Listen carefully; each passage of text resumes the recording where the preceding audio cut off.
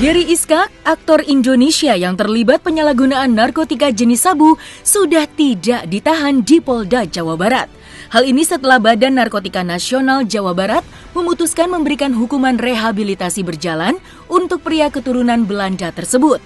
Pengacara Gary, Ernest Samudra, mengatakan pertanggal 27 Mei 2022, kliennya itu dibebaskan dari tahanan Polda Jawa Barat untuk lakukan rehabilitasi, di mana nantinya rehabilitasi dilakukan di Tangerang Selatan sesuai dengan domisilinya. Lantas, seperti apakah kronologi sebenarnya yang diungkapkan kuasa hukum Gary terkait penyalahgunaan narkotika tersebut? Dan apakah alasan dibalik itu sehingga dirinya diputuskan pihak kepolisian dibebaskan dari tahanan Polda Jawa Barat untuk rehabilitasi? Pada saat itu, saudara Gary dan asistennya berada di tempat tersebut atas undangan dari salah satu temannya berkaitan dengan pekerjaan. Dan di sana telah ada 3 orang lainnya di dalam rumah tersebut, dan saudara Gary selaku klien kami tidak mengetahui TKP tersebut terdapat sabu. Lalu sesampainya di TKP, memang klien kami ini masih melihat sisa-sisa asap yang masih agak pekat. Dan mungkin asap itulah yang ikut terhirup saudara Gary ketika mereka masuk ruangan.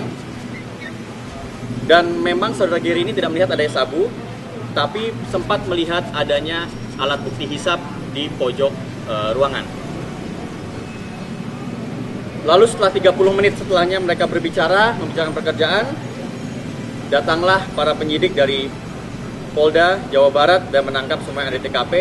Berikut barang bukti berupa alat hisap sabu yang dibawa ke Polda Jawa Barat dan langsung dilakukan tes urin. Dan hasilnya atas saudara Gary beserta kawan-kawan lainnya, asistennya pun dinyatakan positif.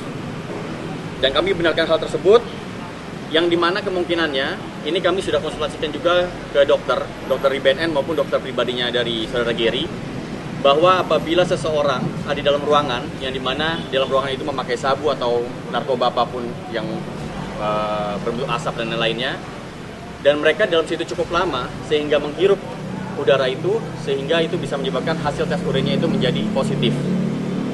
Seperti itu. Karena memang klien kami, saudara Gary ini, sudah tidak lagi menggunakan narkoba. Tidak pernah menggunakan narkoba, dan dilihat juga dari faktor kesehatannya yang masih aktif mengkonsumsi obat khusus untuk penyakitnya di bawah pengawasan dokter spesialis penyakit dalam.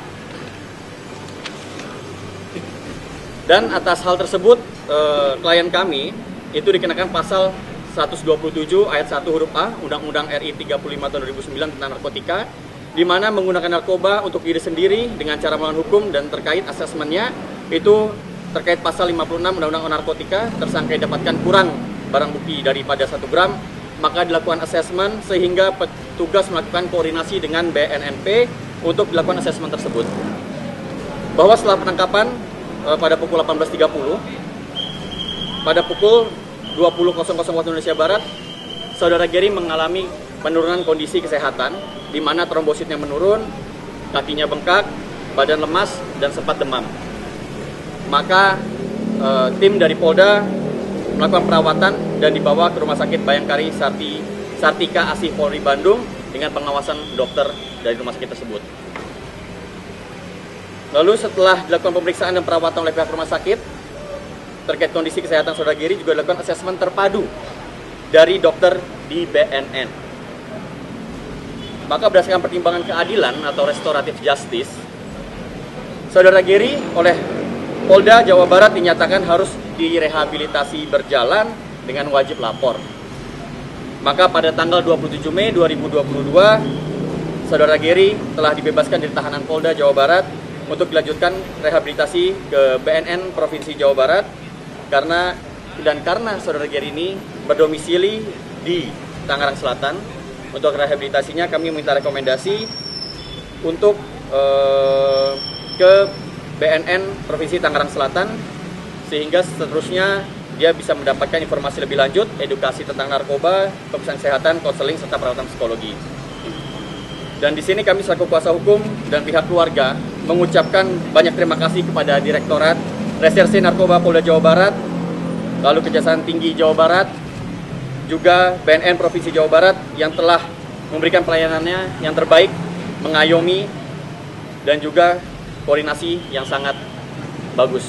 Sehingga hari ini seperti yang kita lihat, Saudara Gary bisa berkumpul bersama kita di sini dan berkumpul bersama keluarga. Jadi memang yang kita garis bawahi di sini adalah Saudara Gary bukan berkumpul bersama dan menggunakan narkoba, tapi beliau diundang ke rumah salah satu rekannya untuk bicara pekerjaan tanpa tahu mereka menggunakan narkoba.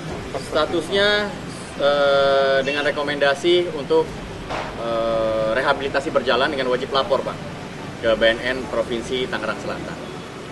Jadi memang kita nanti terkait pemeriksaannya wajib lapor itu ke sana. Wajib lapornya berapa lama? Apa? Wajib lapornya berapa lama? Nanti itu dari dokter pertimbangannya, bukan dari kami gitu. Nanti melihat kondisi juga keadaan, nanti dari dokter yang memutuskan butuh berapa kali pertemuan. Sudah mengkomunikasikannya dengan dokter atau seperti apa? Baru mau pertemuan. Cuma kalau ditanya posisi keadaannya sekarang, klien kami sudah bisa aktivitas seperti biasa, sudah bisa mulai bekerja lagi ya dengan kewajibannya itu saja. Jadi tidak ada batasan apapun. Saya cuma mau bilang terima kasih kepada Polda Jawa Barat, Kejaksaan Tinggi Jawa Barat, juga BNN Jawa Barat sudah benar-benar baik dan mengurus saya dengan baik juga. Mereka sangat baik juga orang-orangnya. Saya juga mau terima kasih kepada keluarga saya, selalu support saya, saudara-saudara saya, teman-teman saya semua sudah percaya sama saya dan yakin bahwa saya juga. Nah, memang saya punya serosis ya, hiperserosis yang harus punya penanganan khusus. Jadi nggak bisa jatuh sedikit. Jadi makanan juga harus dijaga. Kalau tidak ya bengkak, terus menggrok. Jadi memang seperti itu. Jadi memang kalau boleh saya tambahkan dari dokternya Gary Iskak pun ini juga menjelaskan bahwa terkait penyakitnya ini tidak memungkinkan lagi lah untuk beliau itu menggunakan barang-barang seperti itu karena yang terancam itu adalah nyawanya beliau. Jadi memang beliau tidak menggunakan pada saat itu. Meski telah bebas dari tahanan Polda Jawa Barat, tentu kejadian tersebut akan selalu menjadi pengalaman pahit dan berharga yang sulit dilupakan bagi Gary Iskak. Ia berharap bahwa kedepannya akan lebih berhati-hati lagi dalam hal apapun, khususnya kasus yang saat ini menjerat dirinya. Bahkan dalam hal pergaulan, ia mengakui akan lebih berhati-hati lagi dalam memilah dan memilih teman yang layak untuk menjadi teman bergaul. Lantas, seperti apakah pelajaran yang dipetik oleh aktor berdarah Belanda tersebut agar tidak mengalami hal yang sama lagi di masa yang akan datang? Ya udah lah ya, ngomong apa? Udah ikutin aja. Yang penting sekarang kan saya ada di sini. Ya buat apa kalau ngomongin agama juga kita nggak boleh begitu kan? Sama agama Islam segala macam. Kita nggak boleh. Ya udah yang udah. Yang ke depan yang kita yang mikir ke depan. Yang udah yang lewat. Jadi intinya begini ya teman-teman. Intinya adalah pada saat itu dites Gary dan asistennya terlepas daripada yang kami jelaskan, mereka hasilnya positif. Kami sebagai kuasa hukum dan juga saudara Gary, kita tetap mengikuti prosedur hukum yang ada. Tahapan-tahapan kita lewati sehingga semuanya selesai dan saudara Gary bisa pulang. Terlepas dari dizolimi, sakit hati atau tidaknya, ya sudahlah, yang penting sekarang sudah kembali kepada hukum. Sudah mau pulang mas keadaannya. Jadi sudah mau pulang ke Jakarta setelah bertemu keluarga, membicarakan pekerjaan, ternyata kejadian itu terjadi. Ya itu nggak bagus, pokoknya itu aja. Dan sebenarnya pelajaran yang bisa kita ambil dari kasusnya klien kami ini adalah kalau memang kepada masyarakat, walaupun temenan baik, sahabatan, kalau memang mereka menggunakan narkoba, mendingan jauh-jauh deh. Mendingan lari jauh-jauh, kita jauhin, udah nggak usah dekat-dekat lagi karena imbasnya sangat tidak enak. Di lain waktu harus lebih berhati-hati untuk memilih teman, ya semua lah. Jadi harus lebih hati-hati.